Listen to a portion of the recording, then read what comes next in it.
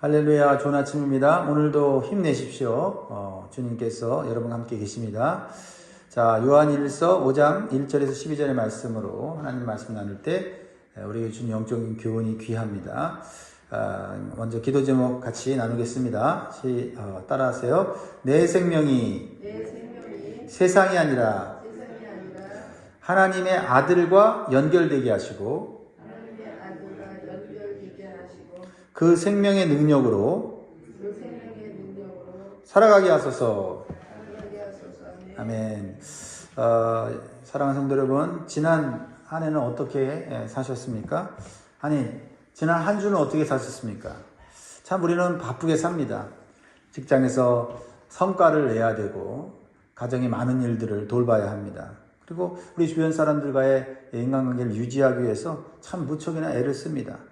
만약 누군가 여러분에게 당신은 살아있습니까? 라고 묻는다면 네, 이렇게 정신없이 뛰어다니고 있는데 당연히 살아있죠 라고 답할 것입니다. 그런데 이상하지 않습니까? 분명히 모든 일정을 다 소화했고 때때로 남들보다 큰 문제 없이 살아가고 있는 것 같은데 내 마음이 텅 빈 것 같은, 내가 잘 살고 있는 것인가? 라고 느낄 때가 있다라는 것입니다. 그래서 때때로 침대에 누워서 내 인생을 한번 돌이켜보면은 내가 살고 있는 건가? 내가 죽어가고 있는 건가? 그런 허탈감이 밀려올 때가 있습니다. 그리고 참 누가 나에게 한 그 말이 화살이 돼서 밤새 그렇죠? 고민하면서 밤을 설치기도 합니다. 참 우리의 인생이 살아있는 것 같지만 너무 연약하고 참 우리의 인생이 보람이 있는 것 같지만 허무하다는 생각을 할 때가 많이 있습니다.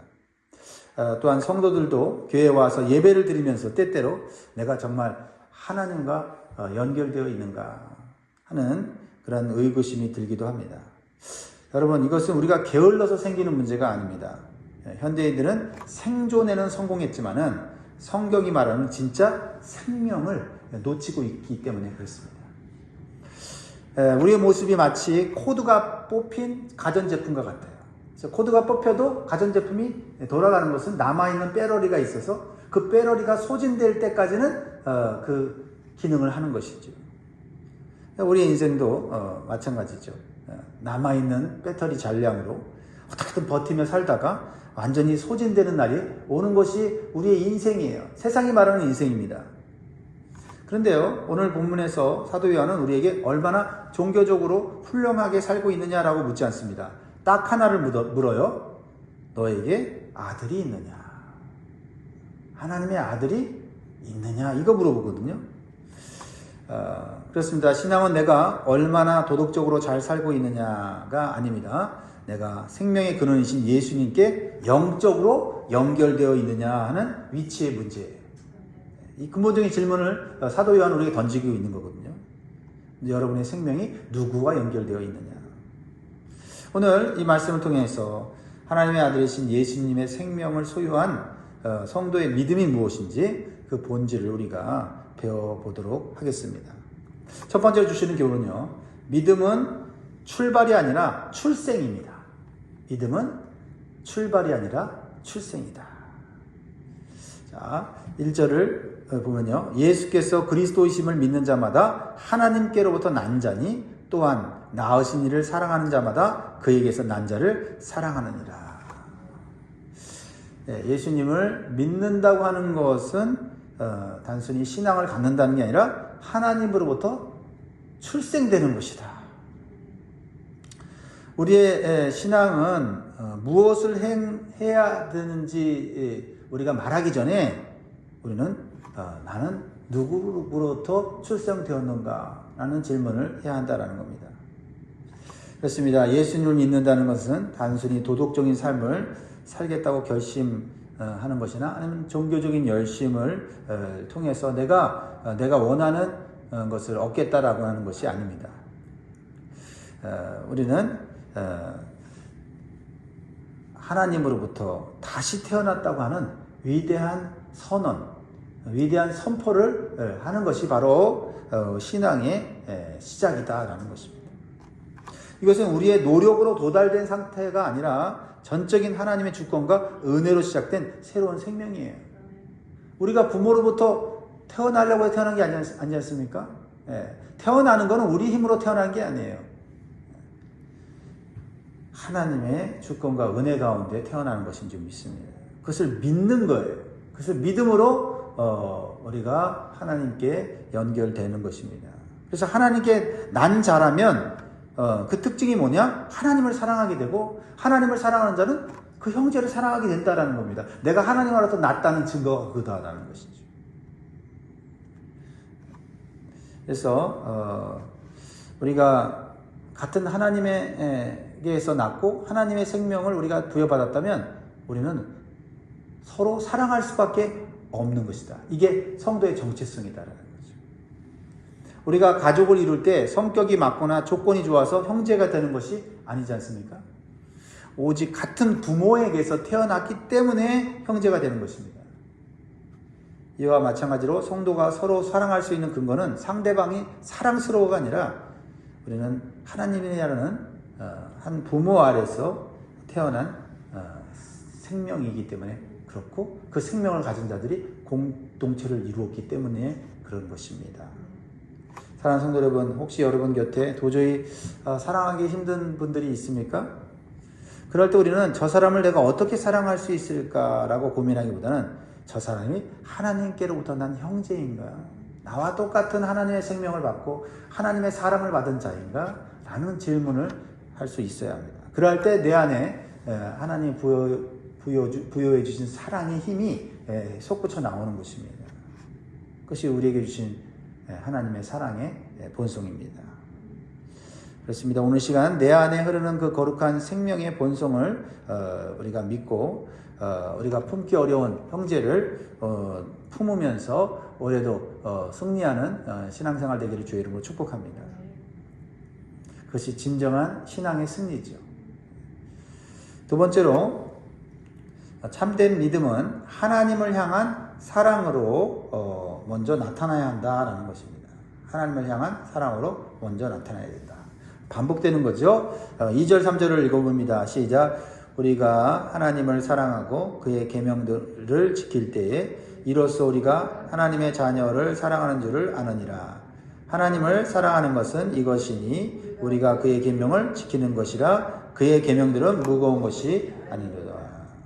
사람들은 흔히 사랑을 뜨거운 감정이나 느낌으로 말을 합니다. 그것이 반드시 포함되지요. 사랑할 때 감정이 없이 어떻게 사랑합니까? 그러나 요한은 사랑을 감정의 영역에 가두지 않고 삶의 방향과 대상으로 정의를 해요. 즉 진정한 사랑은 마음의 감정이 아니라 내가 지금 누구를 향해 살고 있으며 누구의 말씀에 순종하고 있는가라는 것으로 나타난다라는 거죠. 그러니까 아무나 사랑하는 게 아니에요. 그죠? 죄를 사랑하면 됩니까? 쾌락을 사랑하면 됩니까? 그 방향이 대상이 잘못되지 않았습니까? 진정한 사랑은 올바른 방향, 올바른 대상을 알게 된다라는 것이죠. 그래서 요한은 하나님을 사랑하는 것과 계명을 지키는 것을 하나로 연결하고 있어요. 그리고 아주 놀라운 말씀을 덧붙이죠. 그게 뭐예요? 그의 계명들은 무거운 것이 아니로라라고 말씀하고 있습니다. 여러분, 하나님의 말씀, 하나님의 법이 정말 가볍습니까? 결코 가볍지 않아요. 그렇죠? 우리의 힘으로는 지키기 어려운 버거운 것들입니다. 하지만 사랑에 빠진 사람이라면 달라요. 사랑에 빠진 사람이라면 그 사랑하는 대상의 요구를 들어주고 싶은 열정이 나올 수밖에 없어요. 그리고 그 사랑하는 사람의 말을 들을 때마다 우리 안에 정말 기쁨이 나오고 또 다른 에너지가 나오는 거 아닙니까? 사랑하는 연인에게 보내는 수백 통의 메시지가 의무라면 고역이겠지만 사랑하기 때문에 그것은 기쁨이자 행복이 되는 것 같습니다. 제가 군대 생활할 때 제일 부러웠던 사람이 뭐냐면 매일 여자친구한테 편지를 받는 사람이에요.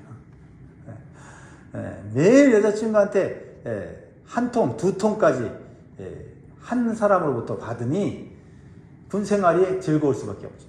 힘들어도 어려워도 그 연애 편지를 받고 또 견디는 거예요.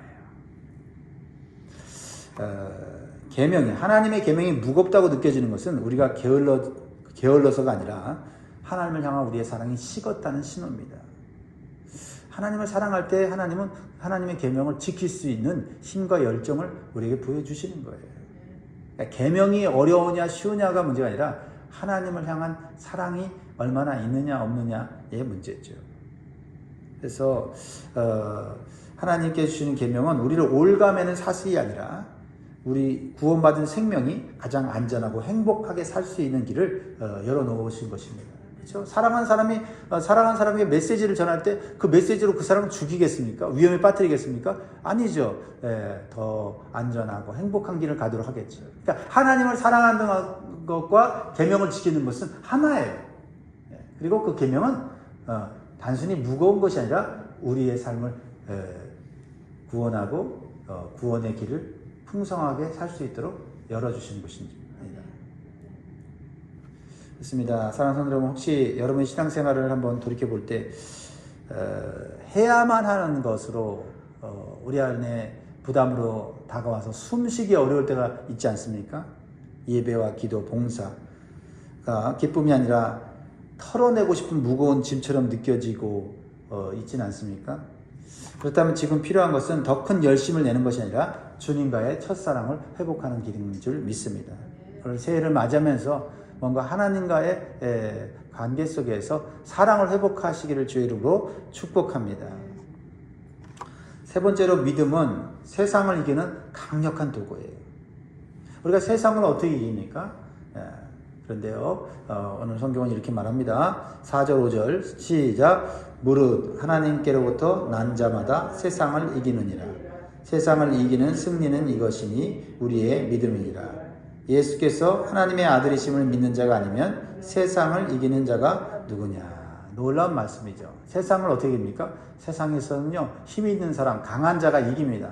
그런데 힘 있는 사람도 강한 사람도요, 세월이 흐르면요, 힘 빠지고 또 역전이 되고 또는 쿠데타가 일어나서 그 권력을 쟁취하고 그런 것들이 계속 악순환되는 세상이에요. 그러니까 세상을 이기는 것은 힘이라고 말할 수 있고 돈이라고 말할 수 있지만 그게 오래가지는 않는다는 겁니다. 근데 하나님 말씀하세요. 세상을 진짜 이기는 것은 뭐냐?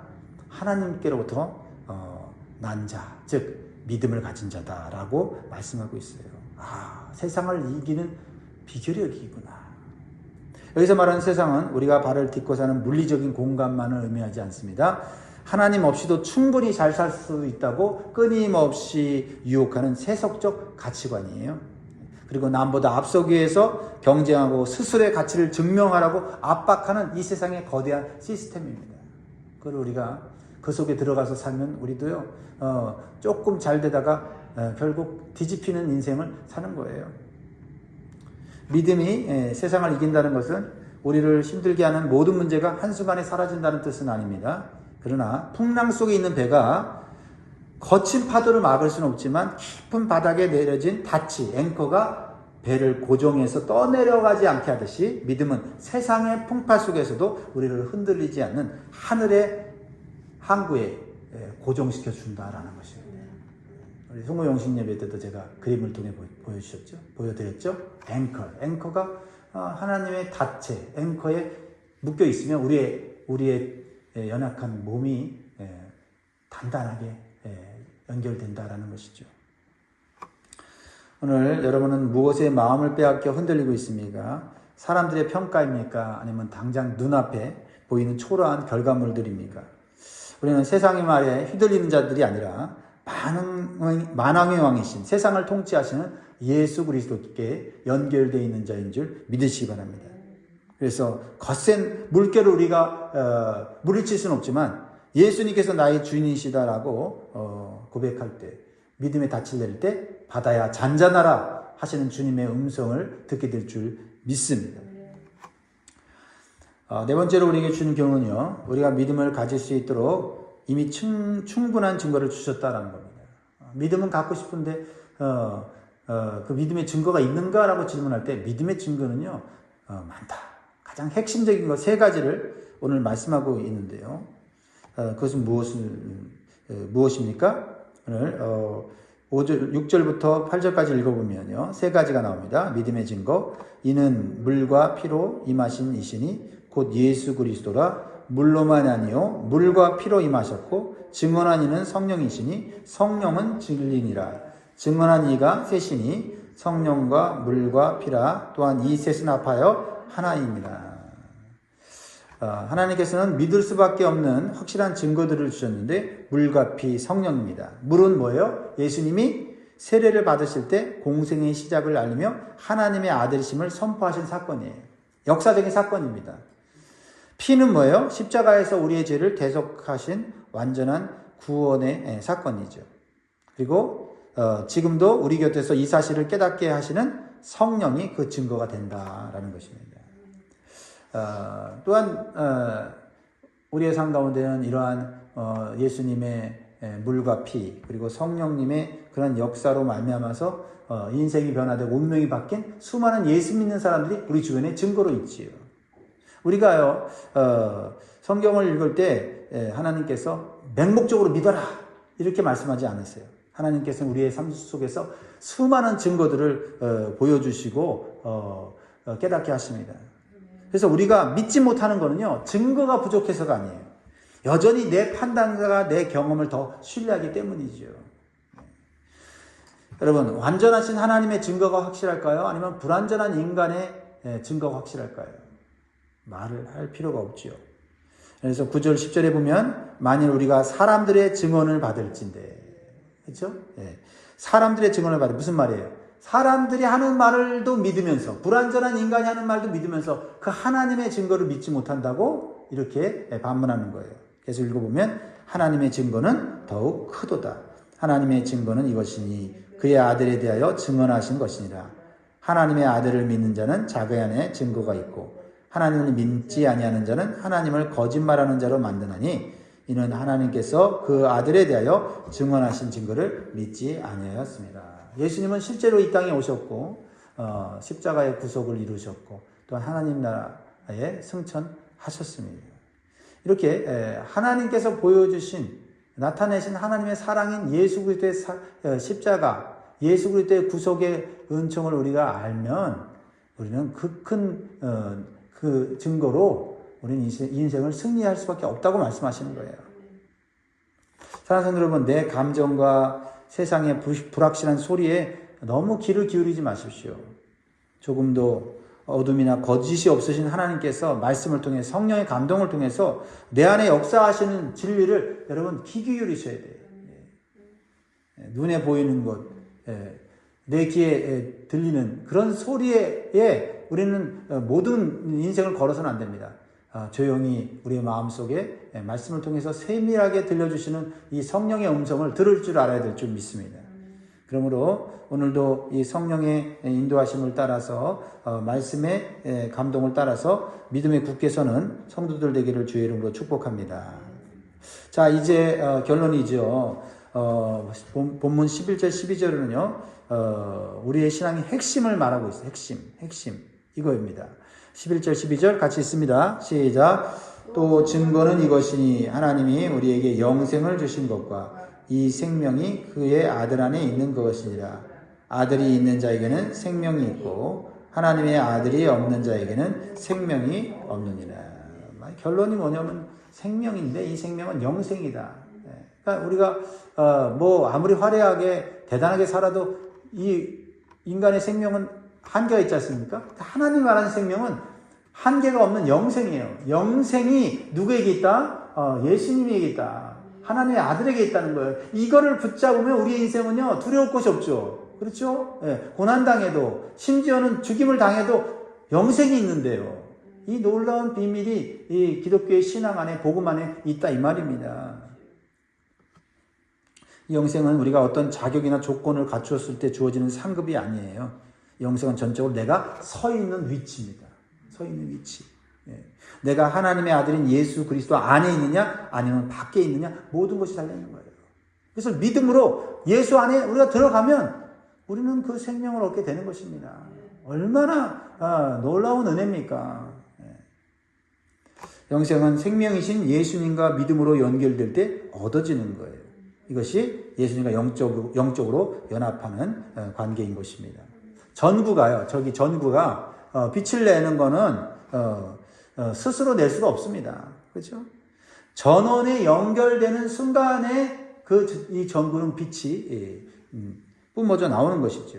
우리의 인생도 마찬가지입니다. 사실 우리의 인생은요, 사는 것이 아니라 죽어가는 것이고 이미 죽은 것이에요. 근데 생명이신 예수님께 접붙여질 때 우리는 깜빡깜빡하는 생명이 영원한 생명으로 완전히 바뀌어져서 새로운 삶을 살게 되는 것입니다. 이게 기독교의 신앙이고 복음이에요. 그렇습니다. 예수님께서는 이 생명을 우리에게 주시기 위해서 십자가에서 친히 피를 흘리셨고 부활하심으로 그 생명이 죽음을 이기는 참 생명임을 이미 증명하셨습니다. 그렇죠?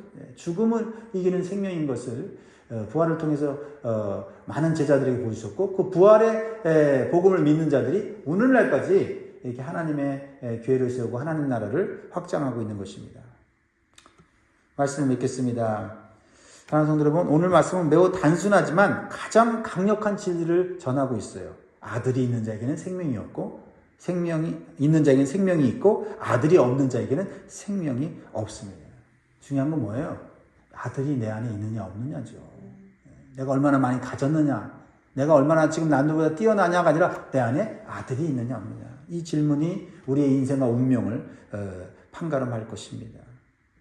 영원한 생명은 다른 곳에 있지 않습니다. 오직 예수 그리스도 안에만 있습니다. 그러므로 오늘 이 시간 인생의 모든 소망을 오직 예수님께로 두고 나의 구주로 영접하시길 바라요. 아직 영접하지 않은 분들이 계시다면 예수님을 나의 구주로 영접하시고 영접하셨다면 다시 내 안에 예수님이 계심을 확인하시기를 주의 이름으로 축원합니다. 그래서 오늘부터 영원까지 하나님 주시는 축복을 누리는 저와 여러분 되기를 주의 이름으로 축원드립니다.